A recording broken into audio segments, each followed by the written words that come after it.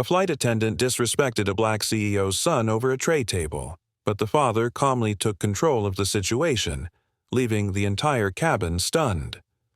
A flight attendant body-slammed the black CEO's son over a tray table, thinking no one would stop him. He didn't realize the father was watching every move, ready to act instantly. Subscribe if you believe arrogance always collapses when true protection rises. Picture. The tray table clicked softly into place. Trevon Rhonn, 14 and brimming with quiet fascination, tapped his fingers along the hinge mechanism again, testing how the latch released and retracted with pressure. His father, Dr. Kaelin Rhonn, barely glanced up from the encrypted tablet in his lap. He was used to his son's curiosity, especially with machines. Trevon had inherited more than Kaelin's eyes. He'd absorbed the same obsession for how things worked, how they moved, how they were built. But someone else had noticed. A tall shadow paused briefly beside row 2. The figure leaned ever so slightly, just enough for the boy to feel watched. Trevon glanced up and met the sharp, narrowed stare of senior flight attendant Darrin Vex. "Please keep your hands off the equipment," Darrin said in a hushed but clipped tone, his voice cutting the cabin air like cold glass. "That includes the tray latch." Trevon froze. The tray was fully upright, sealed tight. He hadn't even unlocked it, only brushed its edge. He looked to his father, uncertain. Kaelin lowered the tablet slightly, his voice calm. "The tray is secured. My son was simply observing. There's no interference." Darrin didn't move. His lips thinned into a line that didn't quite count as a smile. "Let's not make this a discussion." Kaelin met the man's stare evenly. "Then let's not turn nothing into one." Passengers around them stirred in their seats, sensing the tension but unsure what to make of it. The overhead bins clicked shut one by one. A soft chime echoed from the intercom, signaling final cabin preparations. Outside, engines hummed with rising force. The flight hadn't even left the tarmac, but the friction had already begun. Darrin moved on, his steps rigid, but Kaelin noticed it. Every time the man passed their row, his right hand dropped subtly to a strange device clipped to his belt. It wasn't standard crew gear, not a radio, not a scanner, just a small black unit with a blinking light, red and intermittent. Kaelin didn't comment. Not yet. Trevon adjusted in his seat, shrinking a little. He'd traveled enough times to know when something wasn't normal, and this wasn't. "Did I do something wrong?" he asked in a whisper. "No," Kaelin replied, keeping his voice low and steady. "Just sit easy." But the silence that followed wasn't peaceful. It was the quiet between warning signs. The cabin lights dimmed for takeoff. Windows glowed with the last hue of runway sodium vapor. Trevon leaned back and folded his hands, still thinking about the tray latch, how it snapped in, what type of spring was inside. It should have been a moment of harmless learning. Instead, it became a point of surveillance. Darrin returned once more, this time leaning in, his breath too close. "You're interfering with flight equipment. That's a safety violation." Kaelin looked up again, his words measured. "The tray is locked. There's no interference." The attendant's eyes gleamed, but not with protocol, with something personal. "This will be documented," he said, then tapped his belt device once. Kaelin's gaze followed the movement. The red light on the device pulsed again, brighter now, almost rhythmic. Trevon shrank into the seat as the man walked away, his spine stiff like a drawn bowstring. The father exhaled slowly, mind parsing the signs. He had seen that kind of device once, during a panel review for aviation compliance. They'd evaluated experimental alert systems meant to flag anomalous behavior. The prototypes were shelved, too unpredictable, too easily abused. And yet, here it was. As the engines roared to life and the aircraft began rolling, Trevon murmured, "I didn't mean to cause anything." Kaelin gave a small nod, eyes forward. "You didn't." But 2 rows back, a man adjusted his seat and began watching closely. Another attendant whispered something too low to catch, and Darrin, near the front galley now, tapped the device again. The red pulse doubled. Kaelin didn't need to ask. He knew. That wasn't random blinking. It was escalation, and he could feel it. The stillness in the cabin wasn't peace. It was a silent countdown. Trevon glanced sideways, trying to smile. "I'll just read now," he said, as if that would undo something. Kaelin gave a faint nod, hand resting on the seat between them. Beneath it, his fingers curled. The aircraft lifted into the air, smooth and unshaken. But something had already begun pulling apart. And neither Kaelin nor Trevon had any idea how far Darrin was willing to go. The aircraft had barely leveled out when the tension returned. Senior flight attendant Darrin Vex appeared again in the aisle like a shadow that had never left. He walked straight to row 2, stopping just inches from Kaelin and Trevon. "Sir," he said sharply, his voice pitched louder than necessary, "your son was tampering with flight safety equipment." Heads turned. Kaelin looked up from his tablet, his brow furrowing. Trevon, startled, sat up straighter. His hands had been folded neatly in his lap the entire time. "I'm sorry?" Kaelin asked, carefully neutral. Darrin didn't flinch. "He was manipulating the tray hinge. I gave a clear warning before takeoff. He ignored it." "That's not true," Kaelin said. His voice was calm, but firm. "The tray's been locked upright since you first passed. My son hasn't touched it." Trevon nodded quickly, eyes wide. "I haven't moved, sir. I promise." The air around them thickened. Passengers nearby paused their conversations and devices, their focus pulled toward the rising static of confrontation. A quiet man seated in row 5, Joran Vale, angled his phone discreetly, thumb-tapping record. Something didn't feel right. "I'll need the boy to stand," Darrin said, his tone shifting from accusation to command. "I'm initiating a containment assessment." Kaelin stood instantly, placing himself between Darrin and his son. "No, you're not. If there's a concern, we can speak with the captain." Darrin's jaw tightened. "The crew handles all behavioral issues internally." A brief silence followed, a silence that vibrated with invisible threads of fear and confusion. Kaelin kept his eyes on Darrin, trying to gauge the deeper intention behind the man's rigid stance.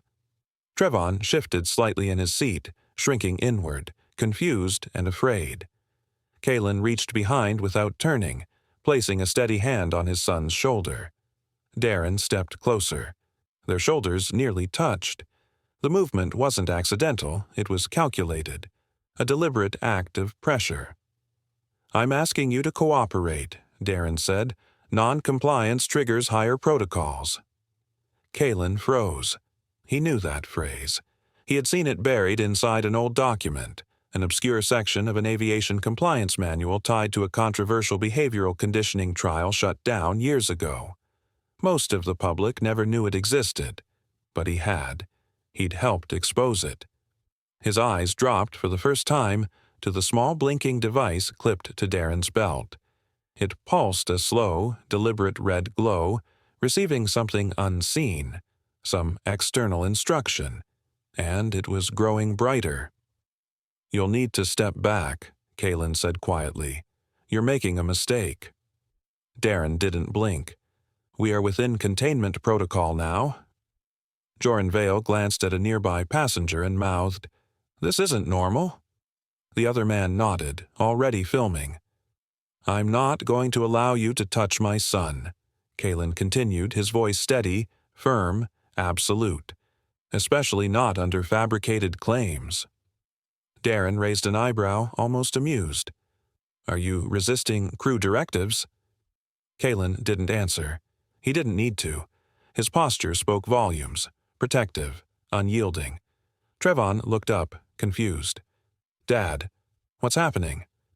Kaelin leaned down slightly, his voice soft but clear. "It's okay. You did nothing wrong." The cabin had changed. Passengers weren't just watching, they were starting to sense the stakes. Some leaned closer, others whispered to each other. A few slowly raised their phones. Kaelin turned back toward Darrin. "I'm requesting immediate communication with the captain. This has escalated far beyond standard procedure." But Darrin's expression twisted with something else now.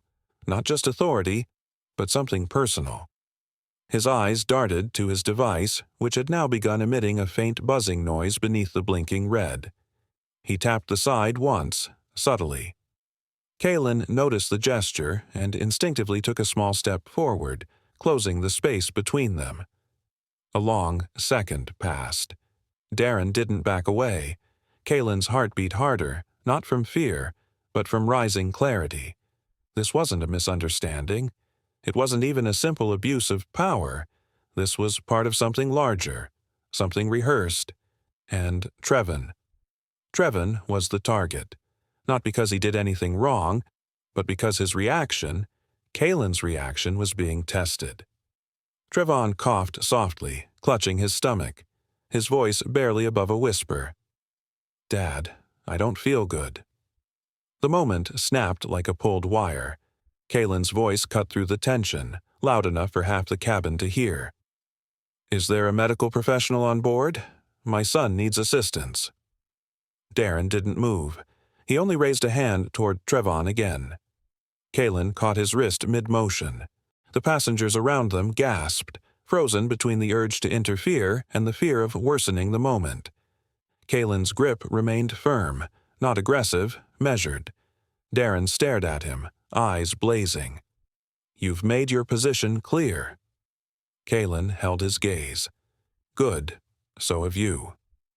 The buzz from Darrin's device intensified, and Kaelin saw the brief flash of a new symbol on the tiny display, one he hadn't seen before.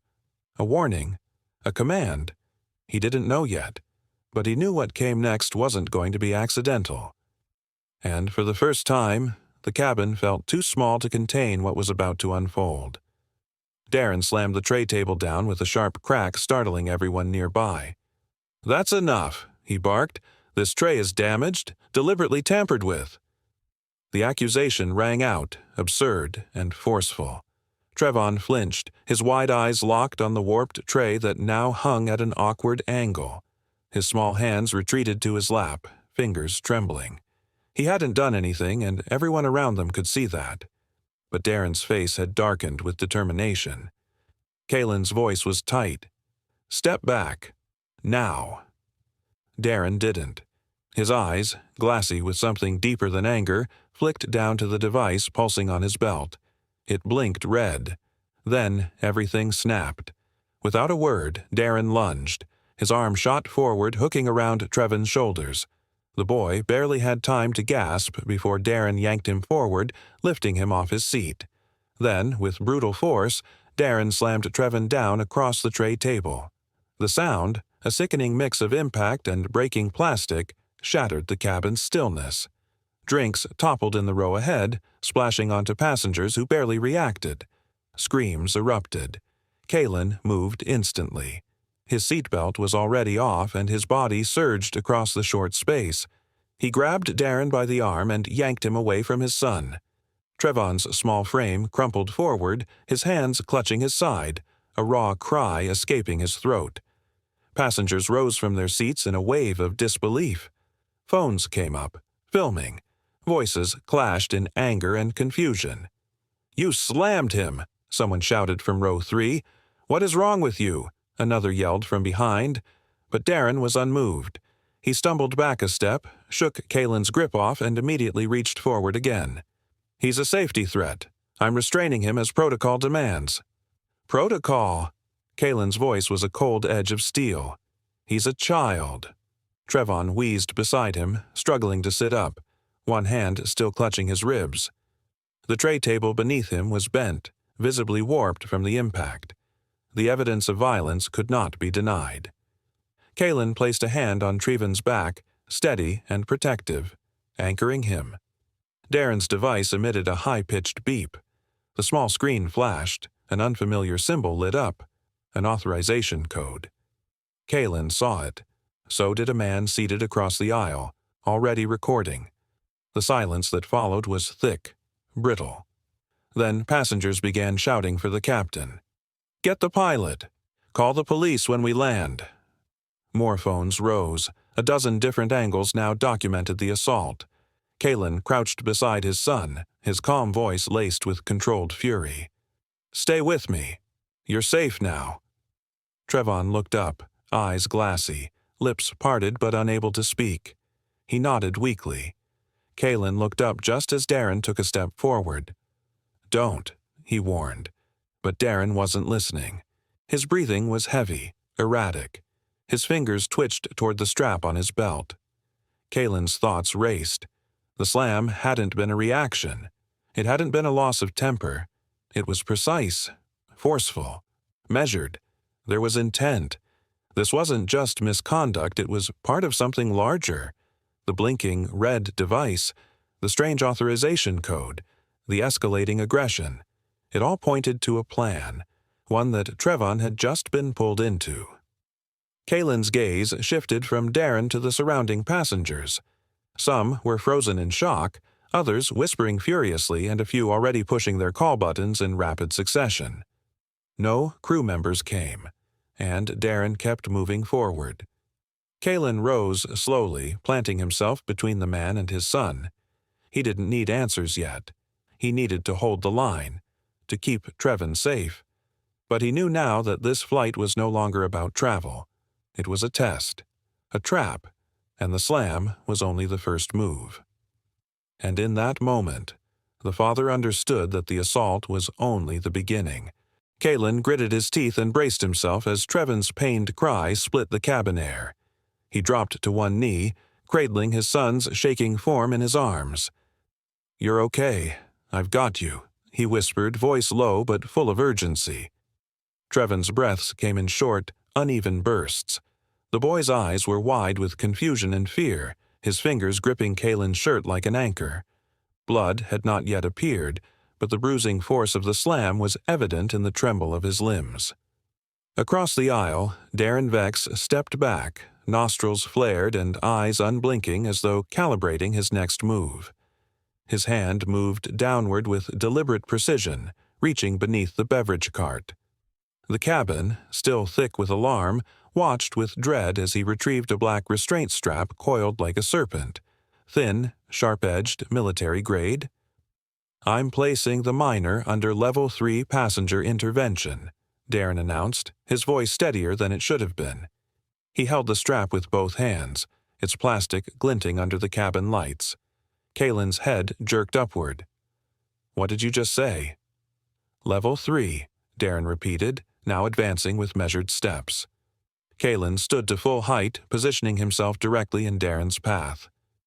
"You touch my son again," he said, voice calm, low, and final. "And you'll answer for more than protocol." Passengers murmured behind them, the tension rolling outward like thunder over a plane. The man in row 3 slammed the call button again and again. "Get the captain. This is out of control." Dramatic irony rippled beneath the scene. Darrin believed he was following orders, but only Kaelin knew the full weight behind those words. Years ago, Kaelin had dissected compliance trials in his ethics reform papers, classified evaluations where passengers were manipulated through staged provocations to test behavioral response. The term Level 3 didn't belong in standard operations. It belonged in sealed files, not in the mouth of a flight attendant holding a strap over a trembling child. Joran Vale from row 5 rose to his feet. "I've got the whole thing recorded," he shouted. "Every second of that slam. Don't lie now." Darrin's jaw twitched. His belt device beeped, quiet to most, but Kaelin caught the sound, and the way Darrin's eyes flicked toward it told him everything. The escalation was being fed remotely. Kaelin glanced at the tray table. A faint crack had formed where Trevon's side had struck, a hairline fracture running diagonally across the hinge bracket. The evidence was mounting in plain sight. Kaelin took one step forward, chest to chest with Darrin. "I won't let you near him again." Darrin's fingers tightened on the strap. For a moment, the man's face betrayed something. Doubt? Hesitation? Or fear that his orders wouldn't be enough this time? Kaelin saw it. He knew that look. He had seen it in labs, in security briefings, in closed-door meetings when someone realized the experiment had gone too far. The air in the cabin thickened, every breath labored with anticipation. Trevon shifted slightly in his seat, wincing. "Dad," he whispered, barely audible. "I didn't do anything." "I know, son," Kaelin replied, not taking his eyes off Darrin. "You're not the one who should be scared." From somewhere behind them, the beverage cart rattled, unsteady. Darrin stepped forward again, eyes now flicking to passengers who had started recording with their phones. He lifted the strap higher, his arm trembled slightly, though whether from fear or readiness, no one could say. The strap uncoiled in the air like a whip, its presence suddenly more real than the cramped seats, the murmuring passengers, or even the captain who still had not appeared. Kaelin raised a hand, not in defense, but as a wall. "You're being manipulated. That device isn't what you think it is." "You're interfering," Darrin snapped. "No," Kaelin replied, firmer now. "I'm interrupting something far more dangerous than you understand." The lights above them flickered briefly as if sensing the tension. The engine's drone remained steady, but inside the cabin, time stilled. The man from row 3 shouted again, pressing his call button so hard it threatened to snap. Behind Kaelin, Trevon's breath hitched. Darrin's eyes darted toward his belt again. The device's LED shifted hue, red now, pulsing rapidly. Kaelin recognized the pattern. Not just an escalation, but a command. Kaelin's heartbeat quickened, but he kept his voice composed. "I've seen these directives. You're being fed protocol triggers from outside the official system." Darrin flinched at that, and for a second Kaelin saw a crack in his armor. But it closed fast. He adjusted his grip and hissed, "You don't know what you're talking about." "I know enough to stop you," Kaelin replied. The aisle had collapsed into silence. No more whispering, no more murmurs, just the thrum of pressure, the weight of eyes, and the invisible string tugging Darrin forward. Trevon whimpered again, and Kaelin's hand twitched toward him instinctively, not breaking his stance. Behind him, Joran spoke again, louder this time. "You're done, man. Everyone's got it on video. You swing that thing and you'll be lucky to walk off this plane with a job." Still, the blinking device continued, relentless. Kaelin saw Darrin's shoulder tighten for another move. He saw the moment lock into place like a loaded mechanism ready to fire. And then Kaelin stepped fully into the aisle, squaring his frame, a solid wall of calm rage. "Not one more step." The belt device pulsed again, indifferent to human resistance. But the cabin was no longer in Darrin's favor. The man from row 3 gave up on the call button and just started yelling. "Get the captain! Someone get the captain now!" But no captain appeared. Only Darrin, belt beeping, strap rising, trembling. And Kaelin, firm, unblinking, holding back the storm. And the next move would decide whether the truth surfaced or the danger deepened. Darrin surged forward with the restraint strap raised, his steps pounding the cabin floor as if each one were a declaration of control. The air snapped with alarm. 4 passengers stepped into the aisle without hesitation. 2 from row 3, 1 from row 4, and Joran Vale from row 5. They didn't speak at first. Their bodies, tense and defiant, said everything. The aisle became a human barricade, imperfect but powerful, between the outstretched strap and the frightened boy still clutching his father's arm. "I'm authorized," Darrin barked, chest heaving. "Step aside. This passenger falls under special detainment protocol. I have clearance." "No, you don't," Joran said firmly, raising his phone higher. "We've been watching you. You never contacted the cockpit. You just acted on your own." Kaelin didn't move from his place beside Trevon. His stance was rooted, like steel set in the floor. His voice remained steady, but the edges of restraint were wearing thin. You said the captain approved the protocol. That's interesting, because the captain hasn't left the flight deck since we boarded. He greeted me personally. There was no emergency protocol discussed. So who exactly cleared this? Darrin didn't answer. His grip on the restraint tightened. Sweat rolled down his temple. His breathing became erratic.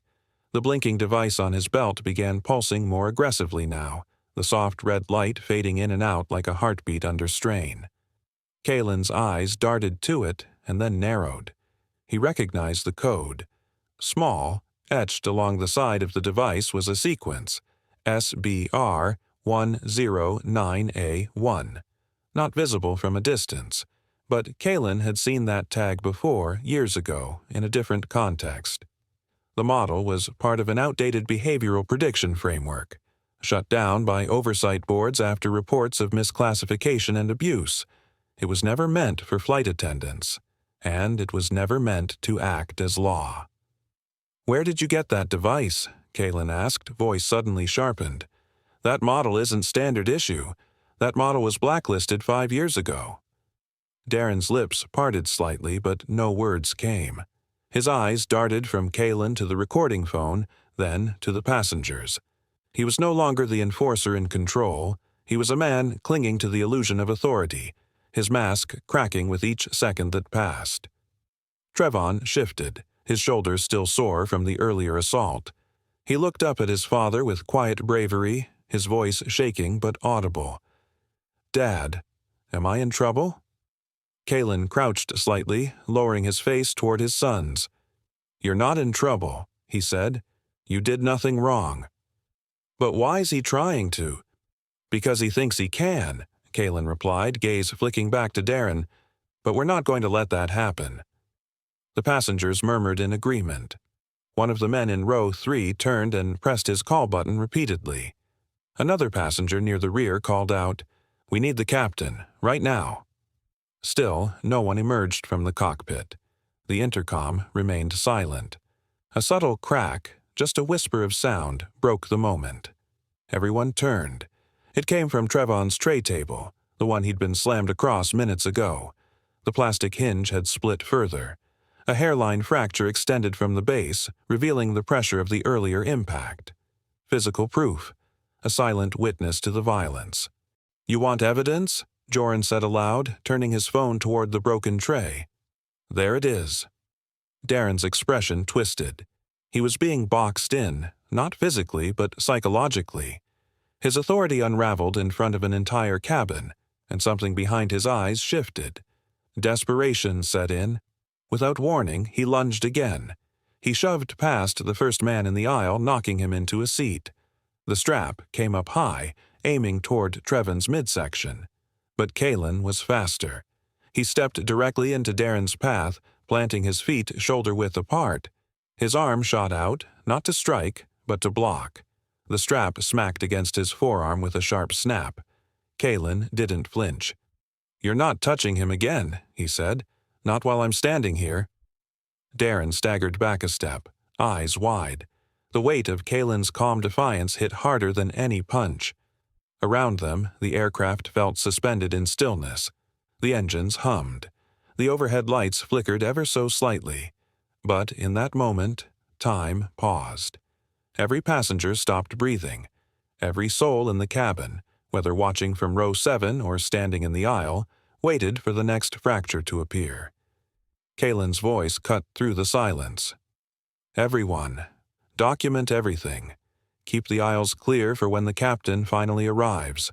We don't escalate this. We record it. We witness it."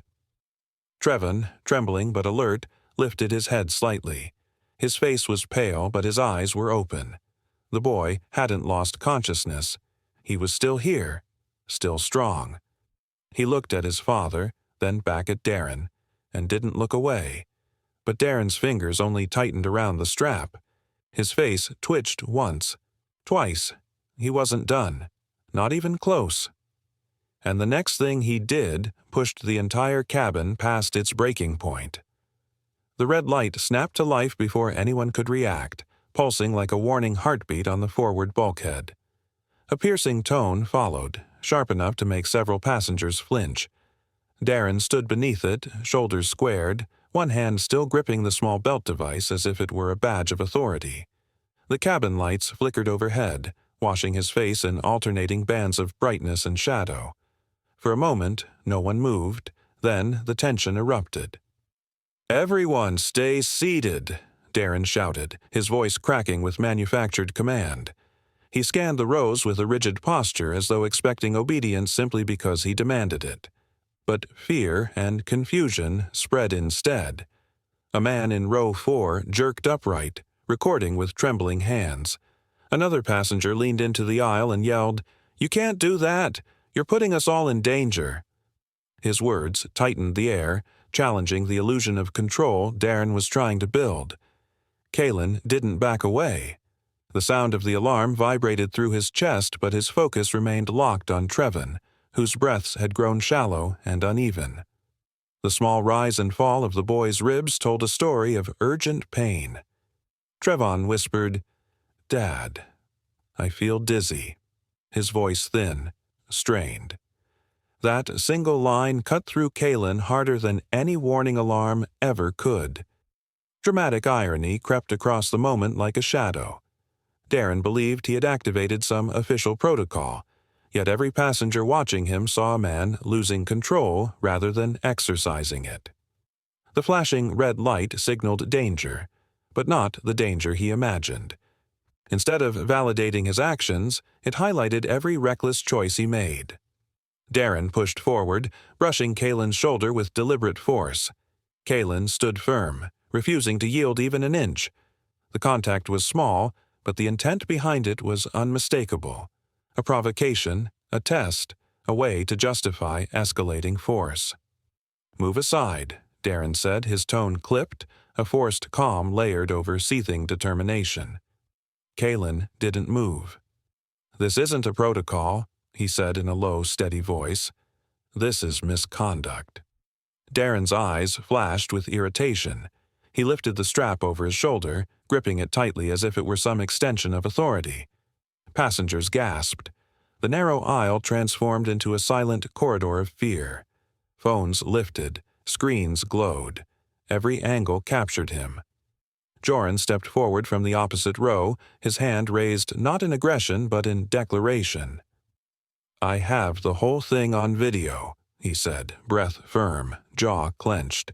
"You slammed a child. It's recorded in full detail." His words cut cleanly through the chaos, anchoring the truth for the cabin. But Darrin ignored him. His focus tunneled onto Kaelin alone. The aircraft jolted with a sudden gust. A metallic tap echoed through the overhead compartments. The turbulence seemed to mirror the unraveling control in Darrin's eyes, yet he pressed forward anyway, convinced he was following a protected mission. Kaelin felt the shift in air pressure, the way the cabin seemed to close inward, tightening around each breath. Foreshadowing seeded itself quietly. Memories of other incidents, whispered reports of reaction studies, covert programs posing as security measures, manipulated crew members used as unwitting instruments. Kaelin didn't know exactly who had pushed Darrin into this state, but he knew this was no isolated act. Something hidden was steering him, something calculated. Trevon leaned into his father's arm, gripping tightly. "It hurts," he whispered, voice cracking. That single sentence hardened Kaelin's resolve. He stepped forward half a pace, placing himself fully between Darrin and his son. The aisle narrowed even more. The overhead light steadied for a moment, casting a long shadow behind Darrin, one that stretched across the aisle like a silent warning. Darrin's jaw clenched. His knuckles whitened around the strap. The plane hummed, a low mechanical sound that wove through the heavy silence. Passengers held their breath. Tension trembled through every row.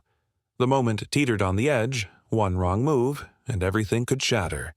And in that razor's edge of suspense, the strap lifted higher in Darrin's hand. The cabin contracted around the movement. Every camera focused. Every passenger tensed. Kaelin steadied his stance, bracing himself for whatever came next. And the moment he raised that strap, everything spiraled into chaos. Just as Darrin lunged again, the cockpit door clicked open with a sharp metallic snap, and First Officer Halvin Redd stepped into the cabin, his brow furrowed beneath the cabin lights. The scene he walked into was chaos incarnate: a flight attendant gripping a restraint strap with white-knuckled force, a father shielding his son, and passengers rising from their seats, shouting over one another in confusion and outrage. Halvin's gaze swept across the disorder, locking first on the flashing red alert light above the bulkhead, then on Darrin, whose chest rose and fell with rapid, shallow breaths. "Who activated the alert?" Halvin demanded, voice firm, clear. Darrin didn't hesitate. The boy posed a physical threat. Passenger in 2A interfered with containment. His words were clipped, spoken with the confidence of someone convinced he had authority on his side. But the cabin disagreed. "He slammed the kid," one passenger shouted. "That's not containment." "Check the tray," another yelled. "It's broken." Several passengers pointed phones toward Halvin, some trembling, others steady. Their voices rose like a wave, overlapping with accusations, gasps, and urgent pleas. Halvin held up a hand, trying to parse the din. The sharp scent of coffee lingered in the air, spilled from an earlier disruption, and the entire front of the cabin smelled faintly of tension, electric, sour, rising. Halvin's eyes narrowed. "Mr. Vex, did you notify the cockpit before initiating physical action?" Darrin shook his head. "Operations Command sent a directive through the compliance device. I followed the escalation sequence." Kaelin stepped forward, his voice controlled but charged. "That device," he said, pointing to the blinking module clipped to Darrin's belt, "is not connected to any authorized airline system. I know that model. It's an independent compliance stimulator, outdated, unregulated, and illegal for passenger interaction." Halvin turned slowly, his gaze dropping to the device. He moved closer, inspecting it with a trained eye. Foreshadowing etched itself into the silence between his words. "That's not on any of our authorized inventories," he muttered. "Who issued it?" Darrin's posture tightened. "I was given clearance. You wouldn't understand." Before Halvin could reply, Darrin snapped the device off his belt, clutching it protectively and stepping behind the beverage cart as though it were a fortress. His eyes darted from Kaelin to Halvin, to the passengers behind them, who now stood like witnesses to something no one had agreed to see. "Stand down, Darrin," Halvin said, more cautious now. His tone bore the weight of protocol and command, but Darrin's knuckles only tightened around the strap in his hand. "I can't. You weren't briefed. There's more going on here than you know." Trevon's breathing hitched beside Kaelin. The boy leaned into his father, eyes dim with pain. Kaelin crouched slightly, whispering reassurance, but his own gaze never left Darrin. The flight felt like it had left gravity behind, floating in dread instead of altitude. "I'm calling the captain," Halvin announced, stepping toward the cockpit. But he didn't get far. Darrin shoved the beverage cart forward. The wheels screeched as it slammed into row 3's armrest, jolting the seated passenger and sending a backpack tumbling into the aisle. Gasps burst across the cabin. Some ducked, others recoiled. The cart rattled to a halt inches from Kaelin and Trevon. Halvin turned back in disbelief. "What are you doing?" Darrin's eyes gleamed with something unhinged now. Panic, pride, or something twisted deeper. "This is bigger than you think," he snapped. "I won't let the protocol fail." It was no longer about orders. It was personal now. The way Darrin stared at Trevon, like he needed him to comply, to break, to prove a point, made Kaelin rise again, standing between his son and the man with the strap. Halvin moved toward the cockpit door again, faster this time. "Captain Voss," he called out, loud enough to shake the tension in the air. Kaelin shifted slightly, widening his stance to shield Trevon's fragile form. Behind him, murmurs turned into a buzz, passengers murmuring about lawsuits, danger, illegality. Someone sobbed softly. Another voice muttered prayers. And through all of it, Darrin's breathing grew heavier. His hands trembled, yet he raised the strap again, defiant against the tide. Kaelin didn't move. Trevon closed his eyes, and the shadow of the cockpit door stretched longer across the floor, creeping like a final warning. It became clear Darrin wasn't just following orders anymore. He had crossed into something personal and reckless, and the cockpit door's shadow became the only thing standing between order and collapse. The attendant smirked, confident his attack would intimidate, unaware that every second had been anticipated and that the father's training and authority were about to turn the tables on him. If you believe cruelty under privilege always folds when skill and courage intervene, hit subscribe now, because justice never hesitates. Darrin swung the strap with a desperate grunt, the frayed edge of the restraint slicing the air like a whip, but it never landed. A firm hand clamped around his wrist mid-swing. Gasps erupted from the rows behind as the man in row 11 finally stood, revealing a quiet but commanding presence that instantly shifted the atmosphere of the cabin. Darrin froze, his arms suspended mid-air, caught between violence and the weight of authority that now held him still. The man stepped forward slowly, lowering Darrin's arm with practiced ease. "That's enough," he said, his voice low but clear, resonating with a calm finality that quieted even the passengers still murmuring in panic. Captain Darrin turned, eyes narrowing. "Who are you?" he demanded. The man reached into his coat and produced a small, badge-like scanner. "Arvin Solis," he said. "I'm a compliance auditor for internal ethics investigations, assigned to monitor abnormal crew behavior following multiple flagged incidents." His eyes locked onto Darrin's as he added, "You've just confirmed everything we feared." Darrin stumbled backward, pale, still gripping the strap like a lifeline. I was following orders. External directive. Operations Command activated the protocol." "Operations Command doesn't exist on this flight manifest," Arvin replied coldly.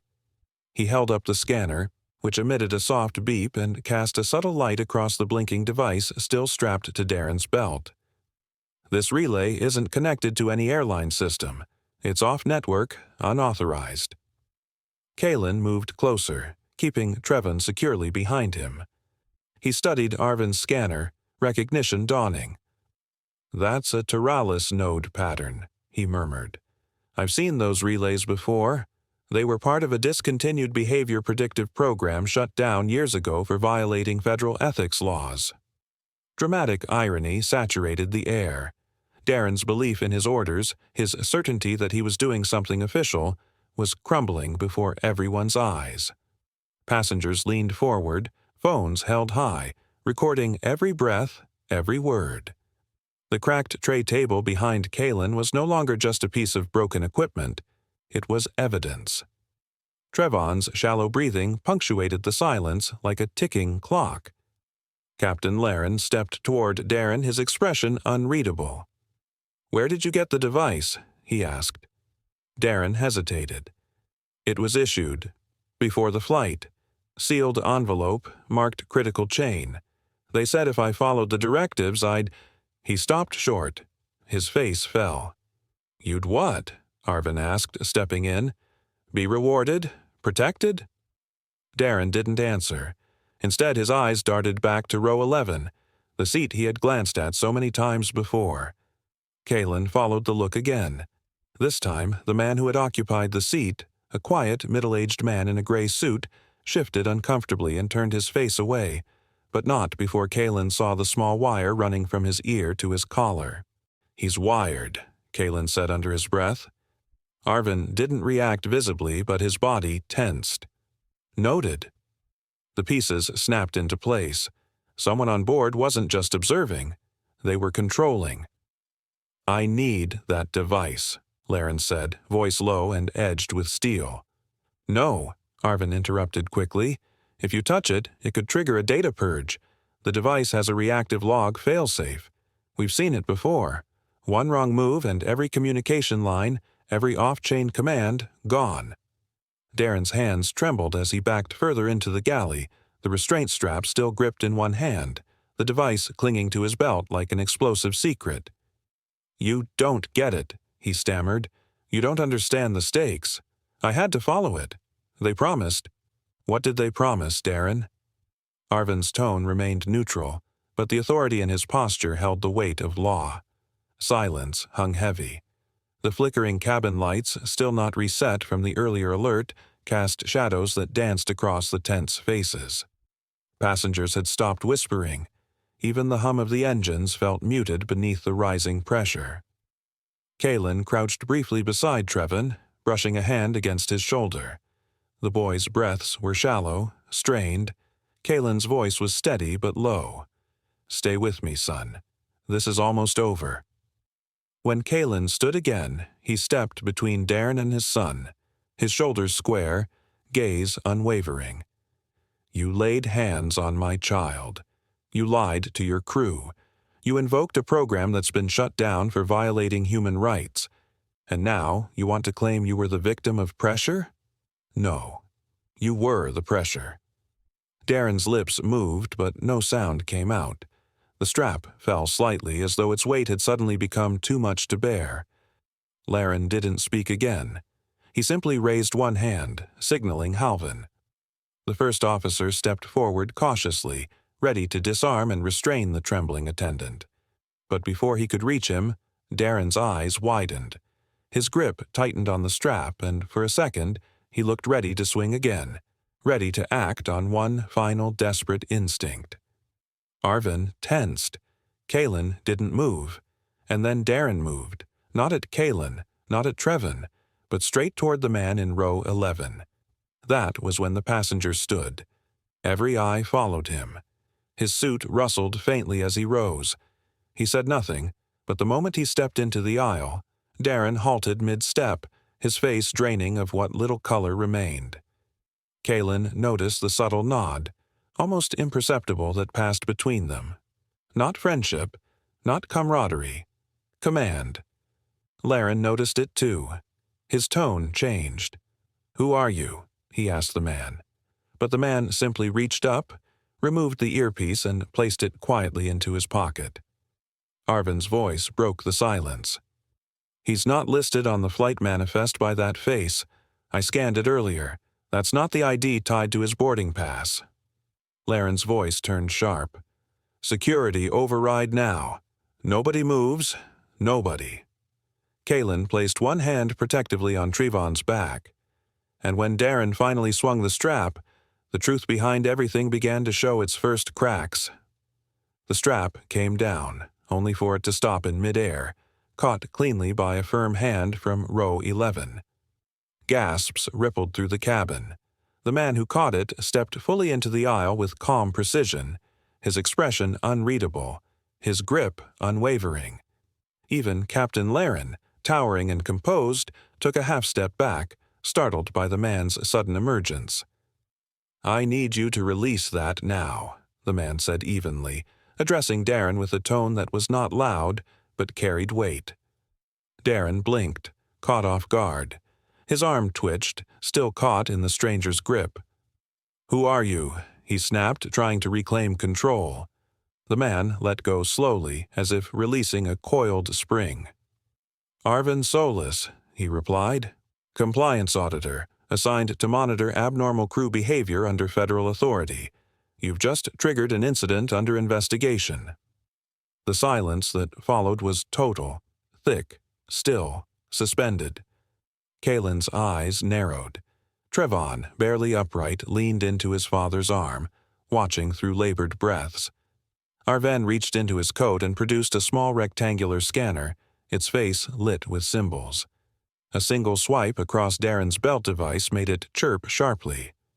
"This device," Arvin announced to the captain and surrounding passengers, "has been modified illegally. It's operating off an off-network relay, meaning it's receiving commands from an external source not tied to heirloom systems." Darrin's skin turned pale. His voice faltered. "I was following instructions. I was told the boy was a potential behavioral risk." Captain Laren stepped forward, the lines in his brow deepening. "Darrin, I need that device, now." But Arvin raised a hand. "I wouldn't touch it," he warned. "It's coded with an auto-erase trigger. Any improper disconnect could destroy the command logs. We need to preserve the data trail." Kaelin stiffened. "That relay code," he said, eyes locked on the scanner's readout. "That's Teralis node. It's defunct. Shut down 4 years ago after federal audits." His tone was sharp, low, but carried the full weight of memory and warning. Foreshadowing snapped into clarity. They weren't just passengers. They weren't just targets. This flight had been chosen. Darrin backed up, almost stumbling into the emergency galley wall. His mouth opened, but no words came. Around him, the passengers had risen again, many holding their phones high, some trembling, some furious. The truth had begun to take shape, and it was worse than they imagined. Trevon's whisper broke through the pressure. "Dad, he wasn't going to stop." Kaelin placed a steadying hand on his son's shoulder. "I know," he said, "but someone else just did."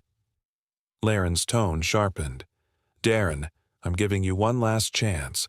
You hand over that device or I report this as an act of sabotage." Still trembling, Darrin looked at Arvin, then at Kaelin, then finally at the captain. I didn't make the decisions," he said. "I just followed protocol. I was activated." "You weren't activated," Arvin replied coldly. "You were manipulated." Behind them, the passengers stirred. One man from row 3 stepped forward, eyes blazing. "You slammed a kid. You slammed him because a blinking box told you to." Another voice followed, then another. "You never called the cockpit. You escalated everything. We all saw it." The atmosphere thickened, not just from confrontation, but from revelation. Every word pulled back another layer, exposing the architecture beneath the assault. Kaelin shifted slightly, aligning his body between Darrin and Trevon. The pain in his son's breath, the trembling fingers clinging to his jacket, they were no longer isolated acts of violence. They were calculated outcomes of a script someone else had written. Arvin took a step forward, lowering the scanner. "We're not removing the device yet. Not until it's secure. Not until we know exactly who gave you those orders. And if you try to shut it down, we'll lose the chain." Darrin's hands twitched toward his waist but stopped. He stared down at the device like it might detonate. Sweat beaded at his temples. "They said it would be clean. No one would get hurt. Just data. Just responses." Kaelin's voice was calm but ironclad. "You slammed my son onto a metal tray table." That sentence sat like a stone in the cabin's air. No one moved. No one spoke. Arvin raised his scanner again and scanned the device a second time. Signal trace confirmed. This unit's connected to a dormant relay group linked to the old Teralis node framework. Someone fed him those orders, someone outside this airline. Captain Laren's lips pressed into a tight line. And whoever they are, they just activated a tribunal. Passengers exhaled collectively, some angry, some shaken, many in disbelief. Trevon leaned his head against Kaelin's chest. His ribs throbbed. His body was sore, but his father hadn't let the story end with pain. Arvin turned back to the cabin. "Nobody leaves. Nobody deletes anything. Every second of this incident will be logged. We now have confirmation that what happened wasn't protocol. It was external manipulation, engineered, not improvised." And for the first time, every man on that aircraft understood that the assault had been engineered, not improvised. Darrin pressed his thumb against the blinking device on his belt, triggering a sharp red pulse that cast a distorted reflection across the bulkhead. Captain Laren Voss didn't hesitate. "Full lockdown," he barked. "Halvin, seal the cabin. Nobody moves." The command sliced through the rising chaos. Passengers froze mid-whisper, mid-reach, mid-film. Halvin Red snapped to action, stepping briskly toward the rear, motioning passengers to remain seated. The mood shifted. No longer confusion. This was something else. This was containment. Darrin, panting, still clutched the device with a grip so tight his knuckles whitened. "You don't understand," he said, voice shaking but defiant. "I was activated. This wasn't my choice. I had directives." His eyes darted to Kaelin and Trevon like a man still trying to justify a crime he hadn't accepted committing. But the words didn't land the way he expected. The cabin didn't respond with understanding, just more silence and suspicion. Arvin Solis didn't move from his position in front of Kaelin and Trevon. His frame was steady, his presence quietly commanding. "Captain," he said, turning to Darrin. "He's not lying about being activated. But the order didn't come from any legitimate crew authority." Darrin narrowed his gaze. "You're saying this came from outside?" Arvin nodded once. "I've traced the relay's signal pattern. It's pinging off a shadow node, unauthorized tech. It's being routed through a private subnet registered to a division within Heirloom's parent corporation. It's not connected to anything sanctioned by this flight." Kaelin's face didn't change, but his jaw tightened, his lips parting just enough to draw a breath between clenched teeth. "Tyralis node." He didn't need to say more. The name, whispered like a curse, hung in the air with weight. Darrin jolted at the mention, eyes wide. "They promised it would be tested only under secure conditions. They said it would be monitored. I didn't." "You didn't think you'd get caught," Arvin finished for him, not unkindly but with the tone of a man unraveling a truth already known. "You weren't chosen by accident. You were fed signals, pushed into escalation, but not to protect passengers, to provoke them." Behind Kaelin, Trevon let out a thin cough, folding into his father's arm with a soft grunt of pain. "Dad," he whispered hoarsely, "it hurts when I breathe." That single sentence hit harder than anything else. Captain Darrin turned sharply. "Halvin, first aid kit, now." Halvin moved instantly, his voice crackling through the intercom to alert cabin medics, but none had yet responded. There was only turbulence outside, a soft rumble of air pressure, and inside, a theater of silence before collapse. Kaelin lowered himself, supporting Trevon gently, brushing sweat-soaked curls from the boy's forehead. "Stay with me," he whispered, each word trembling with restrained rage. His hands were steady, but his heart was already planning 10 moves ahead. Darrin, now visibly sweating, edged back toward the galley, clutching the device like it was a lifeline. "You don't understand," he muttered. "If I don't finish the sequence, I lose everything. They'll flag me as non-compliant. It's all encoded. They can end my contract, my clearance, my record." Kaelin stood again, voice low. "You slammed a child across a tray table. You don't get to speak about records." Darrin made a sudden move, thumb twisting toward the device's power switch. "Don't," Arvin shouted, lunging. "If you shut it off, it'll wipe the log, every directive, every relay ID. You'll destroy the chain of who gave the order." Tension stretched to its snapping point. Passengers held their breath, torn between standing and staying seated. The moment hovered like the brief calm before a plane dips. Kaelin lifted his phone again, recording with one hand, shielding Trevon with the other. Darrin took a single step toward Darrin, eyes locked on the device like a predator lining up a strike. Suddenly, a shudder of turbulence rocked the plane, just enough to send Darrin stumbling. That half-second was all Halvin needed. He launched forward with the precision of training and desperation, grabbing Darrin's arm and twisting it back with practiced control. The device stayed gripped in Darrin's hand, but the restraint strap slipped free from his fingers and clattered to the floor. It hit with a sound that was far too loud for its size, metal against metal, sharp and final. Passengers flinched. The sound rang out across the cabin like a gavel strike in a courtroom. And somehow, with Darrin pinned and breathless beneath Halvin's grip, the chaos paused. The eyes that had once watched with fear now stared with realization. Darrin gave the order, quiet but firm. "Lock the device. No one touches it without clearance." Arvin was already moving, pulling a hardened case from his carry-on. He opened it carefully, lined with shockproof foam and radiation shielding. "We need to preserve every byte," he said. "This isn't just evidence, it's a map." Kaelin watched, one hand on Trevon's shoulder, the other still holding the phone. The videos, the data, the truth, they were no longer scattered fragments.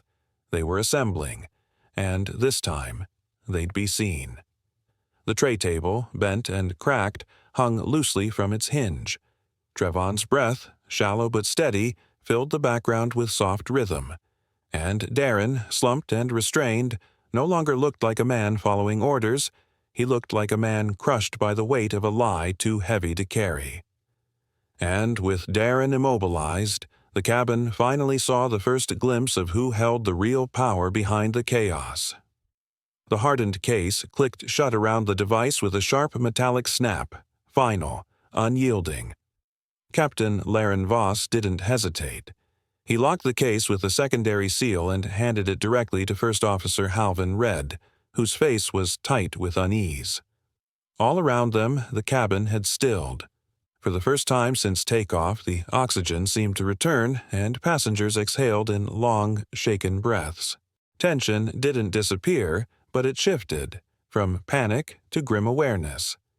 Darrin Vex, once the voice of in-flight authority, now sat restrained in the crew jump seat, wrists secured with soft ties, his uniform askew and sweat darkening the collar. He didn't speak, didn't argue, only stared blankly ahead, lips parted slightly, eyes darting toward the sealed case like it contained his last hope. Kaelin Rhonn didn't look at him. He was already kneeling beside his son. Trevon sat slumped against the seat, his face pale and slick with sweat. His breathing came shallow and uneven, but he remained conscious. Desmond Vero, a volunteer paramedic who had quietly identified himself moments earlier, crouched beside Kaelin, pressing fingers against Trevon's side. His touch was careful, respectful, clinical. "Rib bruising," Desmond murmured. "No collapse, but his breathing's labored. He needs medical imaging as soon as we land. Internal bruising's likely, maybe a strain on the intercostal tissue." Kaelin nodded slowly, his hand resting protectively on Trevon's back. The boy winced at the contact but didn't pull away. He was trying to be brave. Kaelin could see it in his trembling jaw, his dry eyes blinking hard against pain. He leaned close, brushing a hand against Trevon's curls, whispering something soft, words no one else could hear. Trevon's shoulders relaxed just slightly. Across the aisle, Arvin Solis stood calmly, facing the passengers. The weight of his presence had shifted. No longer just a quiet observer, he now held the attention of everyone on board. His voice was clear, measured. "The device on the Attendant was linked to a covert relay network," Arvin explained. "It aligns with a defunct pressure response program shut down years ago. We have strong reason to believe it was illegally revived for private testing." Gasps, murmurs. A man in row 3 stood, hand trembling as he gestured toward Trevon. "You mean, this whole thing was part of some experiment?" Arvin nodded. "Unapproved, unauthorized, dangerous." Kaelin's gaze didn't leave his son, but his ears caught every word. The pattern was too familiar. The delayed response, the activation codes, the psychological provocation. He had testified against such systems before. He'd warned that targeting individuals, especially with family present, was reckless and inhumane. Captain Laren stepped forward again. "We're diverting," he announced. "Neuralis Field, 10 minutes out. Medical and security teams will meet us on landing." The news stirred the passengers. Some clapped lightly, others reached for their phones, texting family, relaying what they had witnessed. A man from row 7 handed Kaelin a water bottle. Another passenger, a soft-spoken teenager, offered his neck pillow for Trevon. From the crew jump seat, Darrin's head snapped up. "You don't understand," he muttered loud enough to carry forward. "They said if I didn't follow the sequence." "Silence," Captain Laren ordered, voice sharp. "You're done speaking. That order comes from me." Darrin recoiled as if slapped. His fingers twitched at the restraints. Kaelin finally looked up at him, not with anger, but with something colder, understanding, and the realization that Darrin might not have been the mastermind, only the tool. Joran Vale stood, raising his phone. I recorded the tray slam, the restraint strap, the device beeping.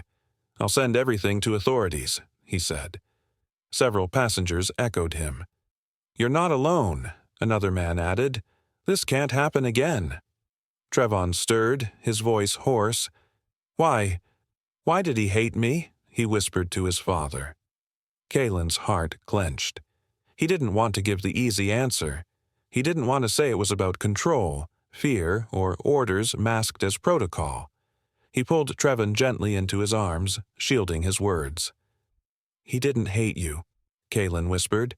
He feared what you represent, strength, awareness, truth, and that scares people who are used to obedience.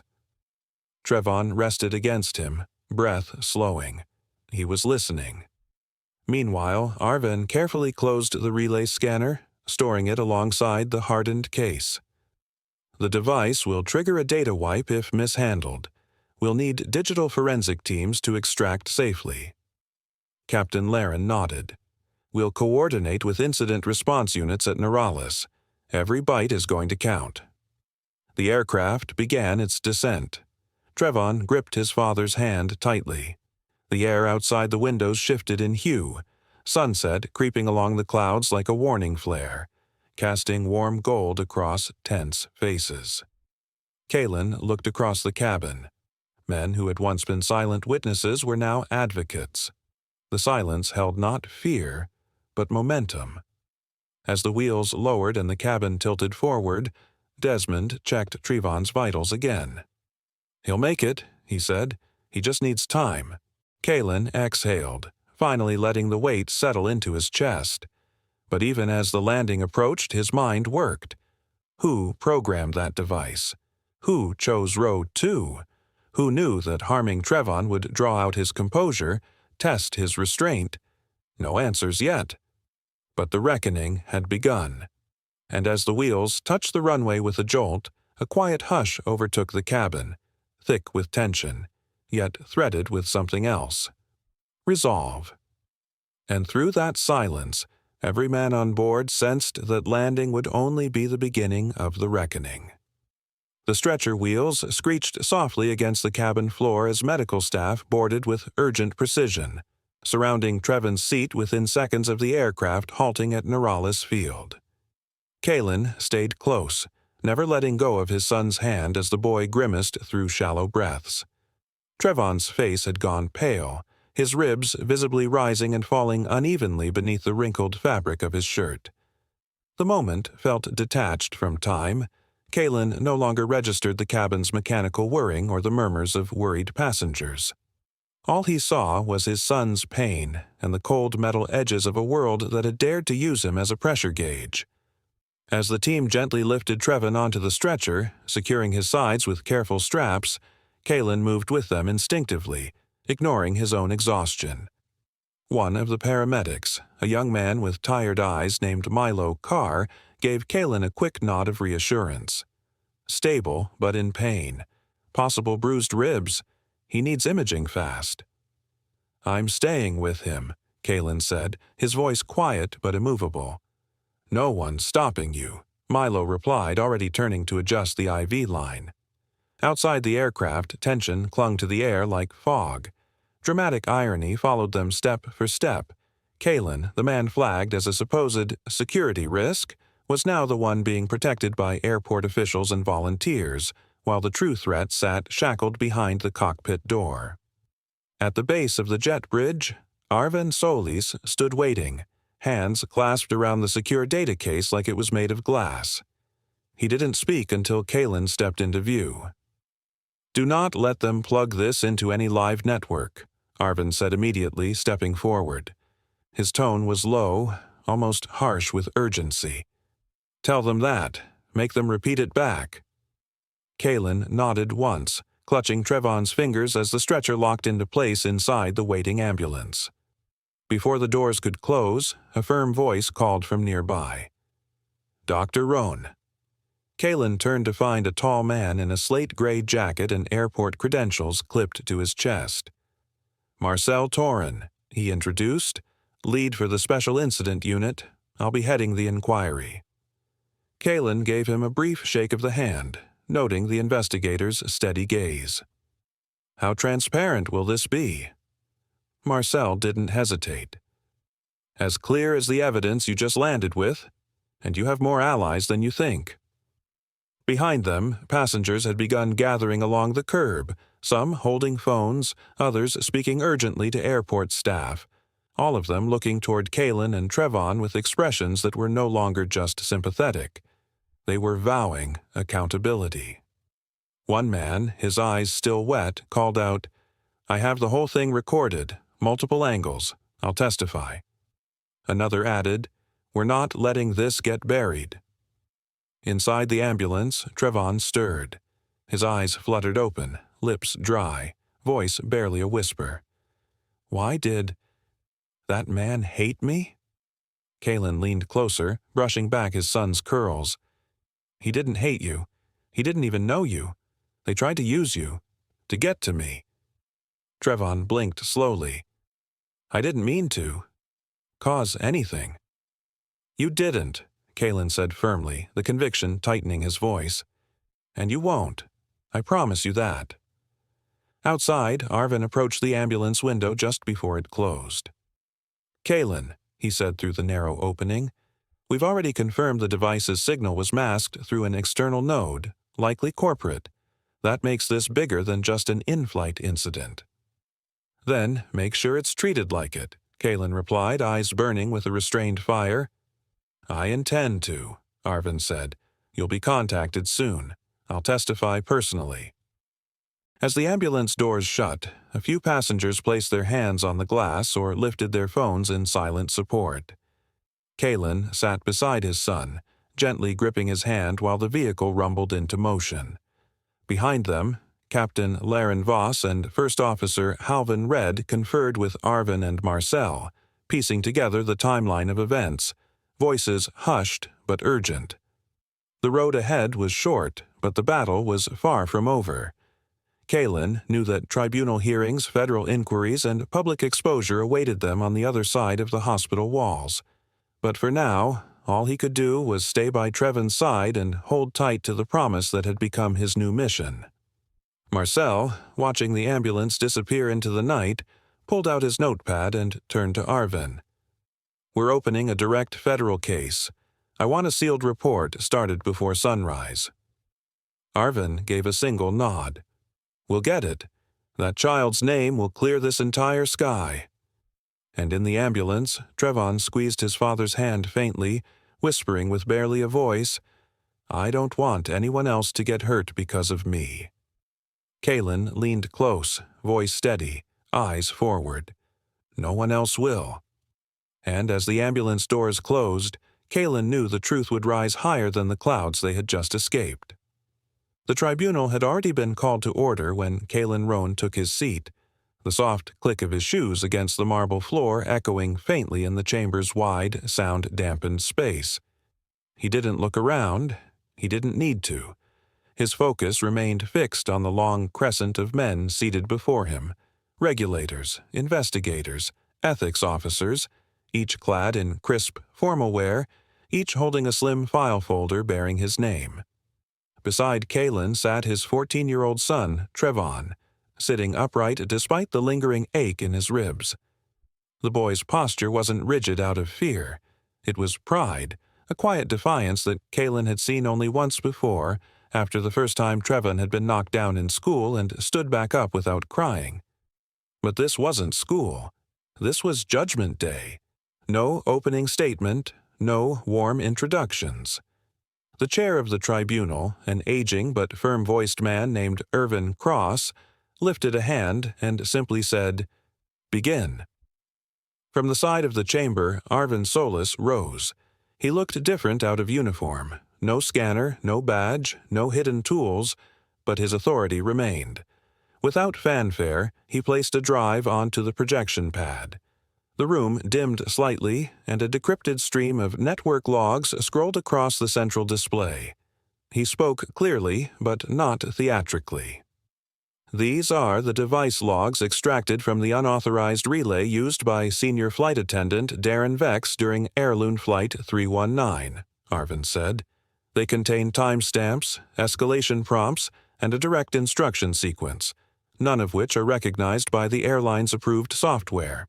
The command origin matches a dormant node once operated by Taralis Behavioral Systems. It was believed to have been shut down 5 years ago. A low murmur passed through the room. Kaelin didn't move, but Trevon shifted slightly, his fingers curling along the seat's armrest.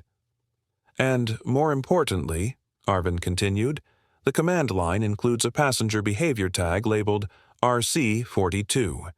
That identifier was later matched to a flagged manifest profile, Dr. Kaelin Rhonn, not the child, the father. Dramatic irony fell like a silent curtain across the chamber. The man accused of interference had been the actual target all along. Trevon, bruised and breathless on the flight, had merely been the leverage. Kaelin exhaled slowly, not out of surprise, but from validation. Captain Laren Voss stood next. "I'd like the record to reflect," he began, voice unwavering, "that I was unaware of any such program in place. The device Darrin Vex used was not authorized by Heirloom or its protocols. Upon discovery, I personally secured the equipment and diverted the flight." He glanced down at Trevon. "I've never seen a child endure what he did with such strength." As he stepped down, the tribunal chair nodded. "And what of the airline's compliance record, Captain?" Laren's tone sharpened. "It's irrelevant if third parties are manipulating personnel without oversight. This wasn't negligence, this was infiltration." Kaelin finally stood. He wasn't required to, but the weight in his chest demanded release. "My son was harmed not because he disobeyed," he said, "but because someone believed I would overreact if he was. They didn't calculate that my restraint would undo their entire system." He turned slightly, scanning the chamber. "Programs like the one hidden behind that blinking belt device depend on chaos. But when you respond with clarity, when you document, de-escalate, and expose, it changes everything." Trevon was then invited to speak. He didn't hesitate. "I didn't do anything wrong," he said, voice soft but clear. "I just touched the tray table. I like knowing how things work, and I still don't understand why that made someone think I was dangerous." He paused, then added, "I just hope no other kid gets slammed or scared for something they didn't do." Silence followed. A silence not of dismissal, but of weight, of truth settling into the floorboards. The chair nodded solemnly. "All testimonies have been heard. Final recommendations?" Marcel Torren stepped forward next. As chief investigator, he had spent the last month dissecting the relay network and tracing it to Taralis Node's reactivated systems. "This tribunal recommends the immediate dismantling of all off-network relay communication tools across commercial aviation," he said. "Further, we advise full damages be paid to Dr. Rhonn and his family, and that a new safety protocol be enacted permanently. It shall be called the Trevon Safety Mandate." A vote followed, unanimous. Kaelin placed his hand gently on Trevon's shoulder. The boy leaned slightly into the gesture, his strength now matched with his father's calm. As they stepped out of the hearing chamber, surrounded by murmuring press and flashing lights, they paused before a plaque mounted near the door. It had been unveiled quietly, without announcement, but its message was clear, etched in clean, steel-cut lines. And it read, "A child's safety is not a variable to be tested. It is a promise to be guarded." The boy was carried out crying, and the father's swift, calculated response ensured accountability, leaving the crew and passengers stunned. If you believe real authority acts decisively to protect the innocent, subscribe now, because justice always lands first. Disclaimer: the story you just watched is fictional. It highlights abuse of authority, prejudice, and the power of composure and strategic action in confronting wrongdoing. Its purpose is to raise awareness, inspire empathy, and encourage conversations about equality, accountability, and protecting every family with dignity and respect.